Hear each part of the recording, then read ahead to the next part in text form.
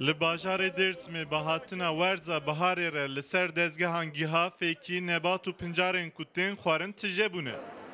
Êdî komkirina van fêkî pel û pincaran ne tenê zehmet e. Di heman demê de ji ber şer û herêmên qedexekirî komkirin xeternak e jî. Karakol Nüverden asker estok, maz gizli yasak bölgeye kumuzze. İşte ineyin, zümrüt halta koyuz kişimek. Ya mire mi ya mı artık size benim. Somme işte hem silih varena, torga varena, tersi devlete hetere masero. İşte top kemamı. Piranya van zebze û fêkiyên çol û çiyê li deverên asê û sext şîn dibin.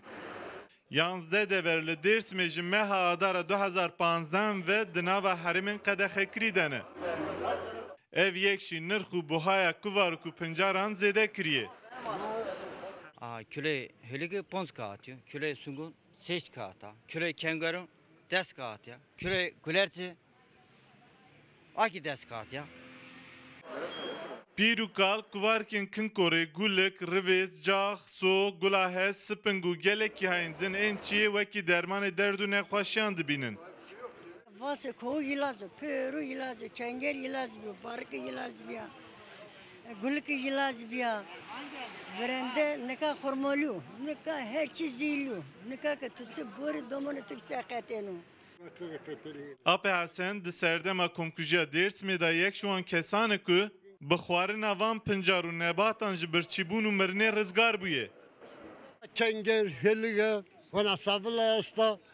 Bunlar nema vurdun sayıyan ne arkadaşay mı? 38'de. Hadi kamka kotra destara 40 yerden işte o dardını o psikolojini bilan ardını na çi. Ma hem arkadaşay mı Allah'a şükürler ediyorum.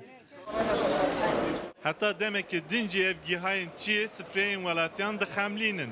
Bi zêdebûna pileya germê re ev giha û pincarên temxweş qert û hişk dibin. Serkanînce Rûca û Dêrsim.